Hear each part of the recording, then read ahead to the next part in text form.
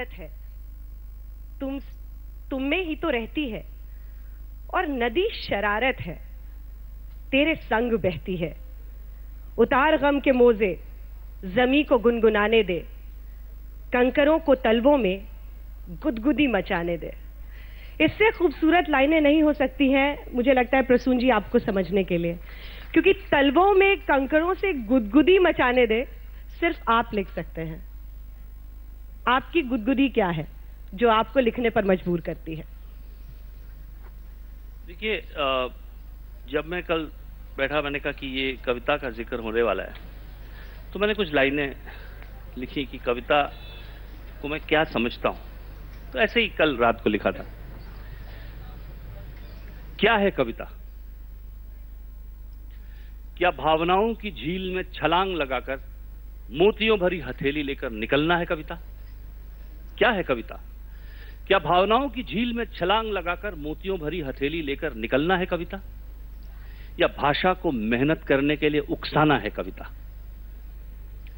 क्या समाज को जगाना है कविता? या कुछ बताना, कुछ छुपाना और बिन कुछ कहे सब कुछ कह जाना है कविता? या कुंठाओं की खरपतवार के बीच एक विचार अंकुर का सर उठाना है कविता? या फिर संवेदना के दीप को शब्दों की ओट में, या फिर संवेदना के दीप को शब्दों की ओट में तूफानों से बचाना है कविता? या इतिहास जिसे भुला दे, राजनीति जिसे नजरअंदाज कर दे, उस मासूम से सत्य को जीवित रखना है कविता? शायद और भी बहुत कुछ है कविता, पर अगर सरलता से सोचें तो शायद 2 घड़ी ठहर कर जिंदगी की नदी को बहते हुए देखना है कविता। तो आप जिस गाने का जिक्र कर रही थी, ये गाना बहुत प्रिय है मुझे। मैं आपको इसकी 2 लाइनें गुनगुना कर सुनाता हूं। बिल्कुल। इसकी जो पहली 2 लाइनें थी वो ये थी कि खुल के मुस्कुरा ले तू, दर्द को शर्माने दे। खुल के मुस्कुरा ले तू, दर्द को शर्माने दे। बूंदों को धरती पर साज एक बजाने दे। हवाएं कह रही हैं आजा झूले जरा, गगन के गाल को चल जाके झूले जरा। खुल के मुस्कुरा ले तू, दर्द को शर्माने दे। और इसी में था कि झील एक आदत है, तुझ में ही तो रहती है, और नदी शरारत है, तेरे संग बहती है। उतार गम के मोजे, जमी को गुनगुनाने दे, कंकरों को तलवों में गुदगुदी मचाने दे। हवाएं कह रही हैं आजा झूले जरा, गगन के गाल को चल जाके छूले जरा। लेकिन दर्द हर समय शर्माता कहाँ है प्रसून जी? वो दर्द बहुत परेशान करता है जब निर्भया जैसा कुछ देश में होता है। वो दर्द कुरेदता है, वो जीने नहीं देता, वो सोने नहीं देता, उठते जागते लोगों को मजबूर करता है ये सोचने पर कि हम क्या बन गए हैं। उस दर्द ने आपको भी बहुत कुरेदा था। जी नहीं, देखिए, ये बार बार हम जिक्र करते हैं, और फिल्मों के गीतों का जब जिक्र होता है तो बहुत जिक्र होता है कि उसमें महिलाओं का चित्रण किस तरह हो रहा है, ऑब्जेक्टिफिकेशन जिसे आप कहते हैं। और ये बड़ी शोचनीय स्थिति है कि हम बार बार मंचों पर महिलाओं का जिक्र करते हैं जैसे कि कोई एलियंस हैं जिनको अभी तक हमने अपनाया नहीं है, जिनके उद्धार की बातें होती हैं। मुझे बड़ा अजीब लगता है कि समाज का मतलब एक हिस्सा नहीं बन पाना कितनी अजीब सी स्थिति है। और ये स्थिति कि निर्भया जैसी चीजें हमारे देश में होती हैं और उसके ऊपर हमें चर्चा करनी पड़ती है। और ये वक्त होता है, जैसे मैंने कहा क्या है कविता, उस वक्त कविता जो है उसे वो आपको मजबूरी में लिखनी पड़ती है। आप हिल जाते हैं कहीं अंदर तक, तब आप कविता लिखते हैं उस वक्त, और कोई ना कोई चीज प्रस्फुटित होती है। आपके भीतर की वो लड़की उस दिन बाबुल से क्या कह रही थी? नहीं, बाबुल जो गीत मैंने डेडिकेट किया था उस वक्त, मुझे कई बार आग्रह किया जाता है उसे सुनाने का, तो कि वो एक ऐसे तो नहीं था कि डायरेक्टली निर्भया को की मनस्थिति को शायद मैं कभी समझ भी ना पाऊं, पर एक लड़की को मैंने सोचा था कि एक लड़की जो अपने पिता से शायद कभी बात नहीं कर पाई है, उसका विवाह तय हुआ है और वो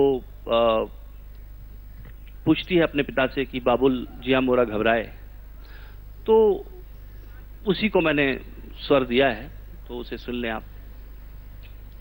कि बाबुल जिया मोरा घबराए, बाबुल जिया मोरा घबराए, बिन बोले रहा न जाए, बिन बोले रहा न जाए, बाबुल जिया मोरा घबराए।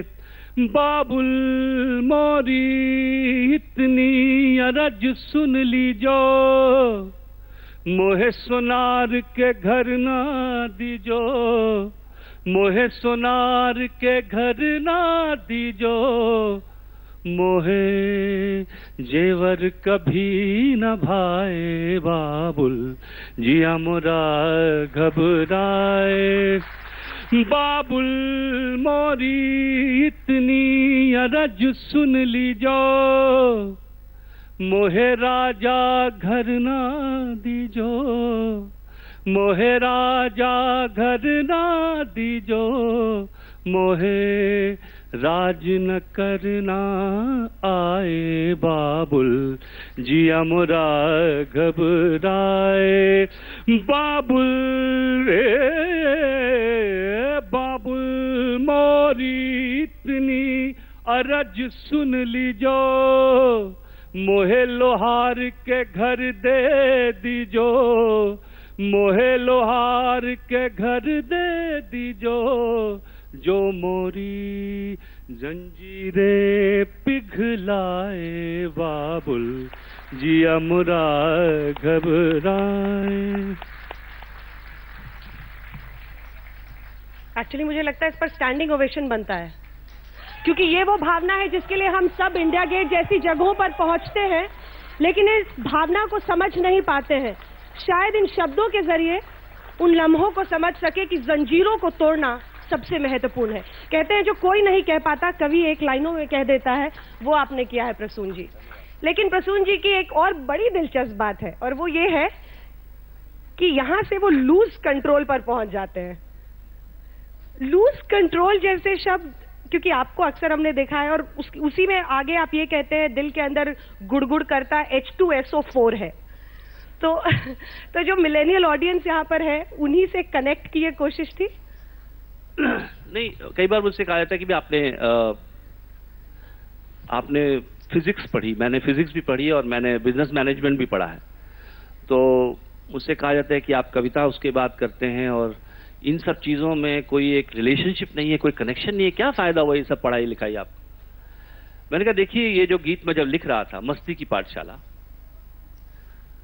तो इसमें एक फायर इन द बेली, उसका जिक्र मैं करना चाहता था कि कैसे एक आग होती है युवाओं में। तो शायद मैं आग लिख सकता था, शायद मैं तेजाब लिख सकता था, लेकिन स्टूडेंट्स का जिक्र था और मैं स्कूल गया था और मैंने थोड़ी बहुत पढ़ाई कर ली थी, उसका मुझे फायदा हो गया और मैंने तेजाब की जगह H2SO4 लिखा कि नाटा ये सन्नाटा है, देखो लंबू शोर है, हर दिल में बुड़बुड़ करता है, H2SO4 है। तो वो H2SO4 स्वतः ही आ गया, क्योंकि शायद पढ़ाई लिखाई का फायदा होता है, इसलिए वेस्ट कभी नहीं जाती, आप ये समझ लीजिए। आपकी ये किताब में धूप के सिक्के पढ़ रही थी, आपने कहा है कि मैंने ग्रेजुएशन किया, फिर मास्टर्स। हेलो, आज तक में आप प्रसून जोशी को सुन रहे हैं।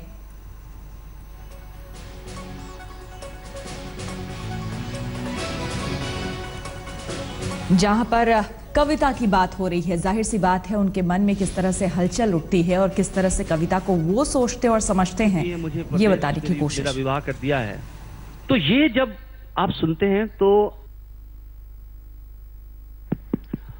ये एक